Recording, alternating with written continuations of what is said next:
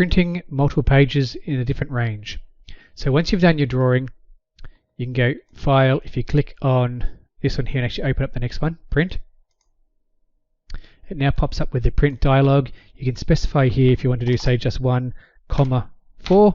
It'll only print page 1 and 4. You can do things like that. So that makes it a whole lot easier. Or you can go 1,3, 4 if you don't want to print page 2. Print to PDF, print to the printer, either way. And you can call it whatever you want. And it'll only print those 3 pages. Thanks very much.